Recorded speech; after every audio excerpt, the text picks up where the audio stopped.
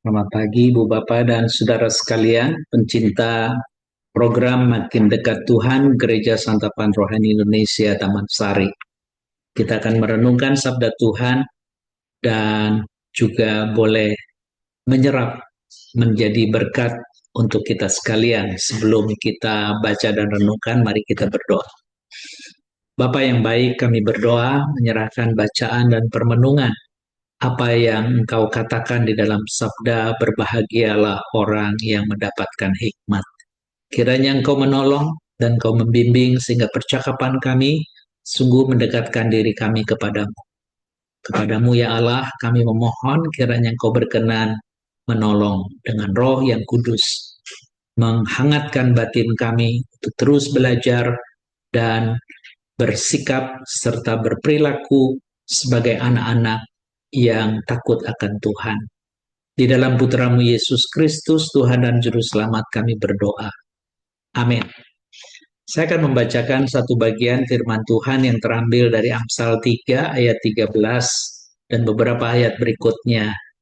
Berbahagialah orang yang mendapat hikmat, orang yang memperoleh kepandaian, karena keuntungannya melebihi keuntungan perak dan hasilnya melebihi emas. Sampai sedemikian jauh pembacaan sabda Tuhan. Yang berbahagia adalah mereka yang mendengar dan yang memelihara dalam hidupnya. Haleluya. Kalau saya boleh beri tema adalah berbahagianya orang yang mendapat hikmat dari Tuhan. Kita sering berpikir bahwa apa sih bedanya antara hikmat dengan pengetahuan atau pengertian?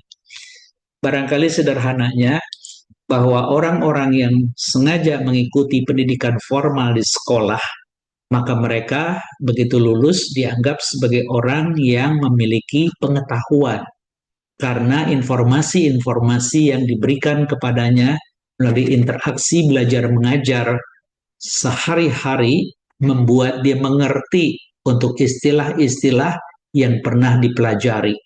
Singkat cerita, orang yang berpengetahuan mau tidak mau dia adalah orang yang pernah belajar secara formal di sekolah. Sementara orang yang berhikmat tidak selalu orang itu pernah duduk di sekolah secara formal. Terkadang kakek nenek kita yang tidak pernah sekolah, bahkan maaf tidak bisa membaca, tidak bisa berhitung, tetapi hidupnya selalu aman dan nyaman. Kenapa? Karena percakapan sehari-harinya difahami satu dengan yang lain. Padahal apa yang dia ungkapkan di dalam percakapan itu banyak tertulis di dalam buku-buku cerita. Tetapi ketika seseorang mengatakan apa yang kau baru saja katakan, itu mirip dengan kisah yang tertulis di dalam buku cerita ini. Apakah kamu mau membacanya?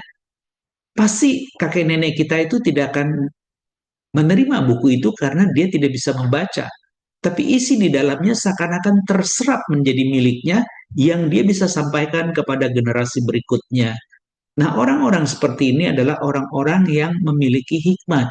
Jadi dia tidak selalu belajar secara formal, interaksi setiap hari, tetapi dia tahu nilai-nilai di balik setiap kata yang terlontar di dalam percakapan-percakapan. Jadi singkatnya orang yang berhikmat itu adalah orang yang memiliki nilai-nilai moral di dalam kehidupan dan hal-hal praktis sekaligus yang reflektif di dalam keseharian. Semisal, Anda belajar apa yang namanya api. Mungkin di dalam hukum fisika dan seterusnya kita bisa belajar berteori dari A sampai Z. Sehingga kita bisa menjelaskan apa itu api, apa itu kegunaannya dan lain sebagainya. Sementara kakek nenek kita tidak pernah sekolah dan mungkin juga kalau diuji tidak lulus untuk memaknai apa itu api.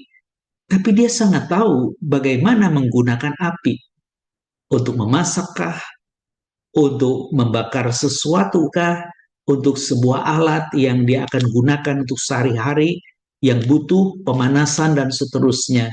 Dia tahu kapan untuk dibakar, kapan api itu dimatikan dan lain sebagainya. Dengan kata lain, dia tidak punya pengetahuan tentang api, tapi dia mampu melakukan hal-hal yang baik bersama api tanpa mencelakakannya. Nah, itu perbedaannya. Nah, sekarang kita kembali kepada teks kita. Apa yang sebenarnya dikatakan di dalam Amsal 3 itu sendiri. Dari awal sudah dikatakan percayalah kepada Tuhan bukan dengan pengertianmu. Jadi dengan kata lain percaya kepada Tuhan itu sering kita terjebak untuk menuntut bukti-bukti apa yang dikatakan Tuhan. Padahal ide daripada percaya itu berkait dengan trust, dengan belief, yaitu sesuatu yang dipercaya tanpa perlu bukti.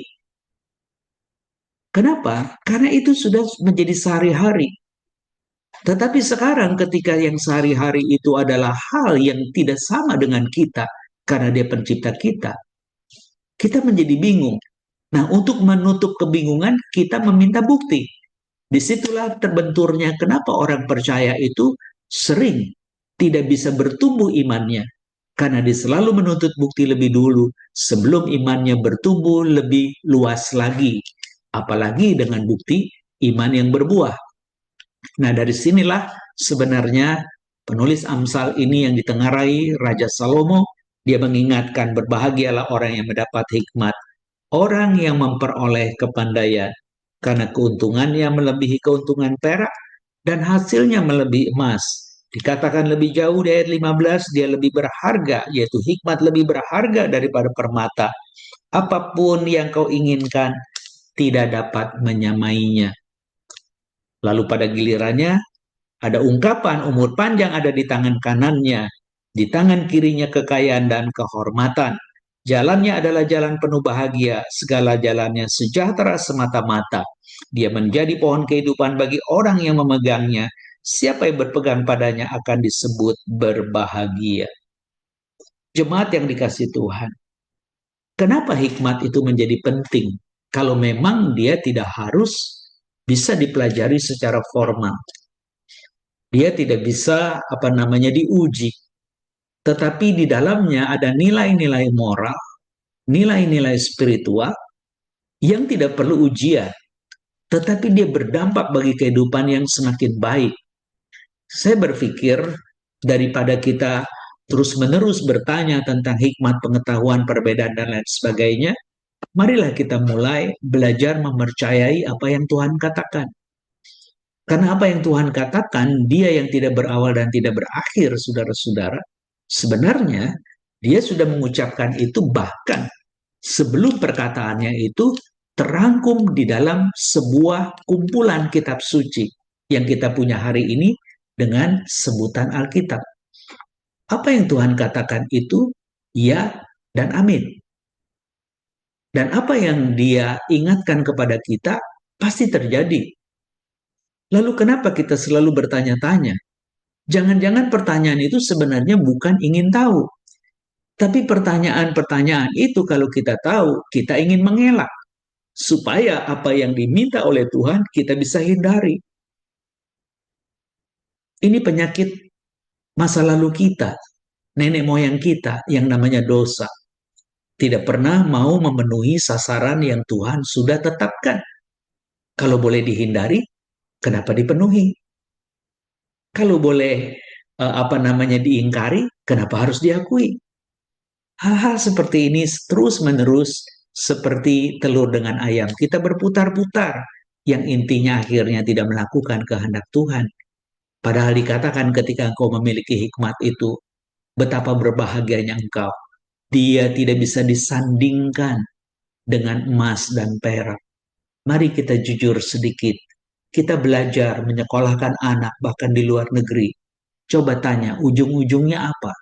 Apakah mereka menjadi sosok yang menjadi sumber kehidupan bagi banyak orang generasi berikutnya?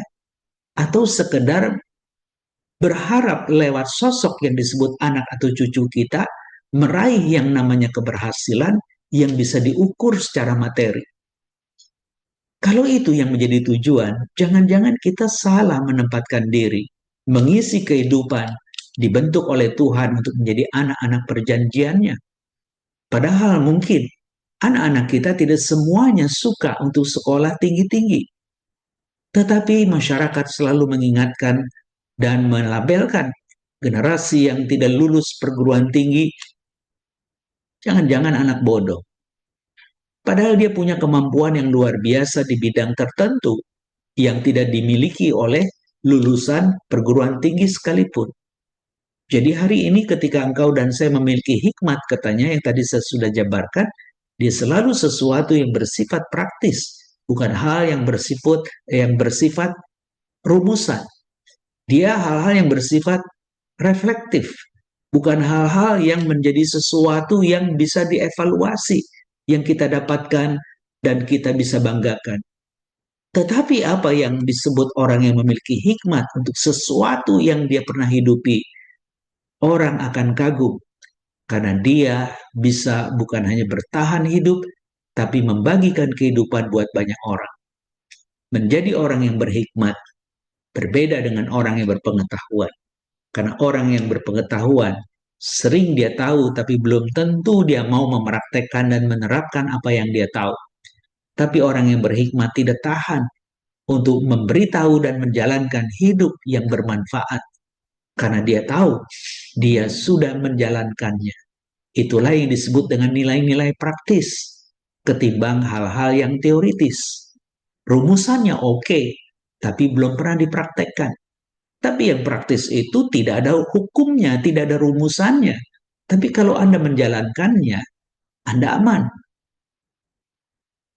Dan disitulah sebenarnya dia mau mengajarkan kepada kita supaya engkau dan saya boleh mendapatkan hikmat yang tak tertandingi dengan emas dan perak.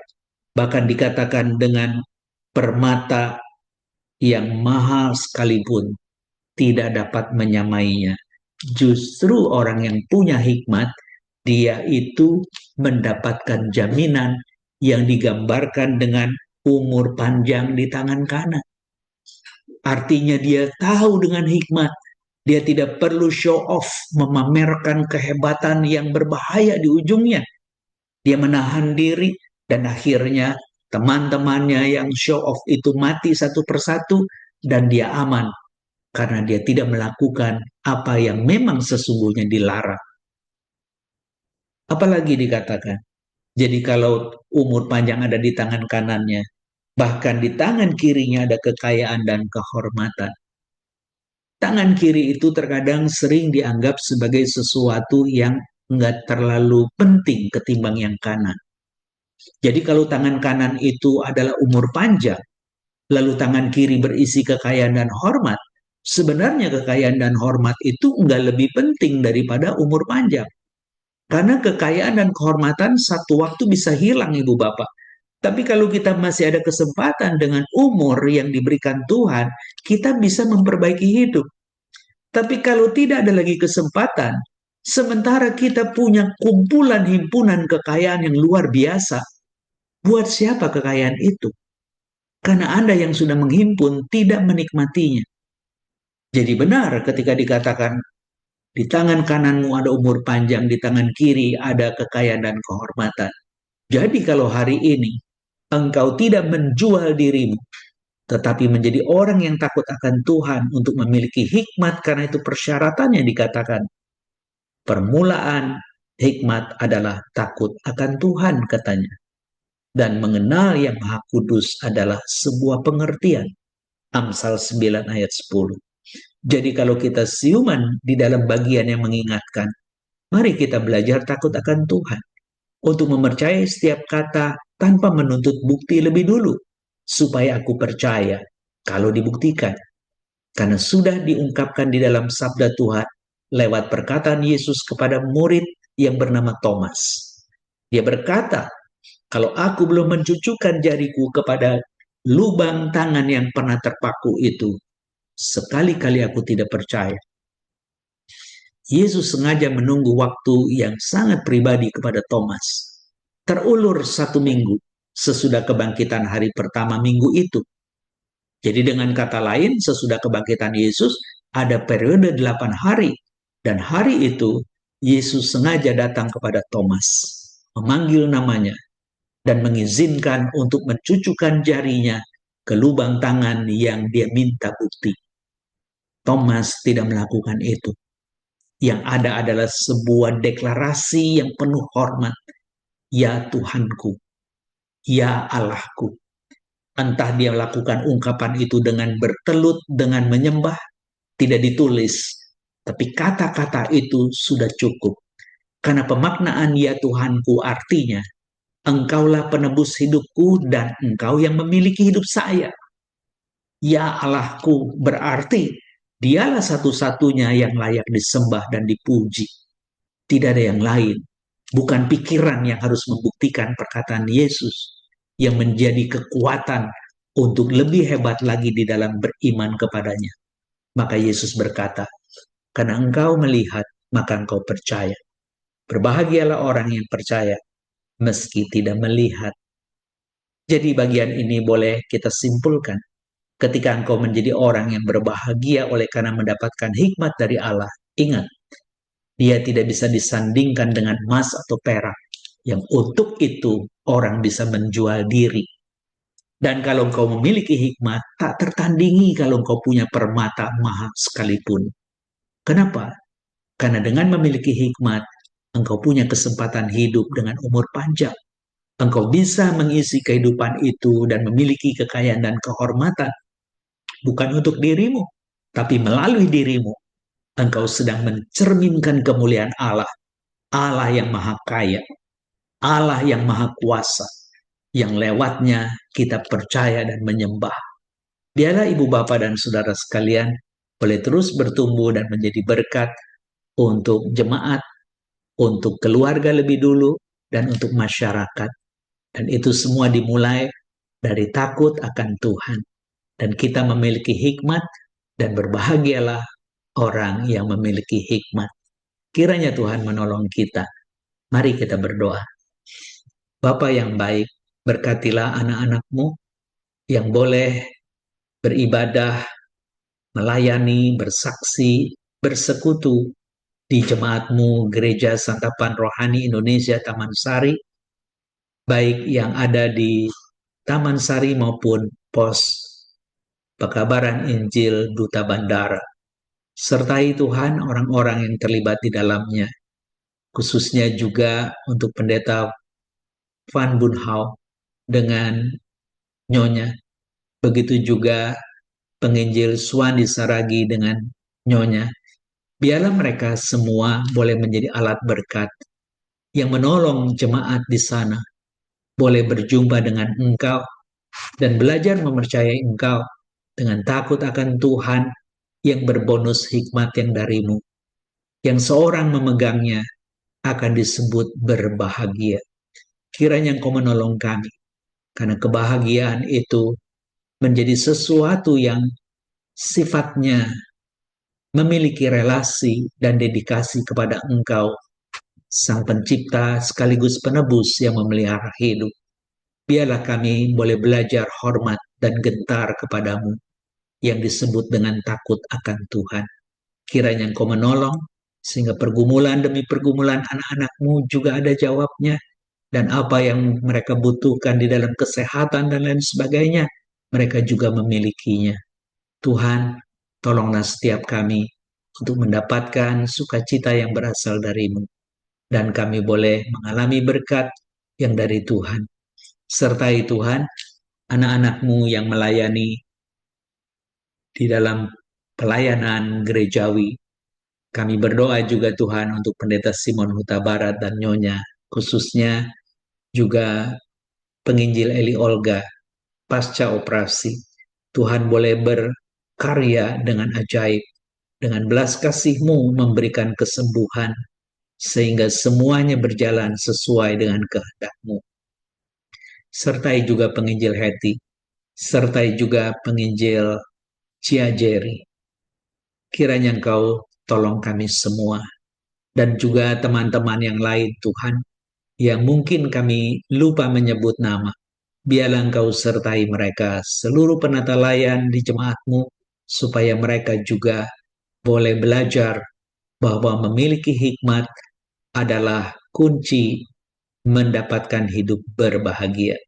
Kiranya campur tangan-Mu ada buat kami semua. Dengarlah ya Tuhan, dan jadilah kehendak-Mu, karena kami akan melanjutkan pekerjaan kami hari ini. Biarlah Engkau menyertai memberkati, dan berhasil. Dan banyak orang boleh bersuka cita karena apa yang kami lakukan adalah pekerjaan yang mengarah kepada kemuliaan nama-Mu. Dan kami juga boleh mendapatkan manfaat karena orang lain mengalami berkat melalui hidup kami hari ini. Kiranya kasih karunia-Mu yang tidak pernah gagal menyertai kami semua. Dan nama-Mu saja yang ditinggikan dan dipermuliakan. Di dalam nama yang penuh kuasa, yang di dalamnya kami diselamatkan, yaitu nama Tuhan Yesus Kristus kami memohon. Amin. Sampai jumpa Ibu Bapak di kesempatan lain.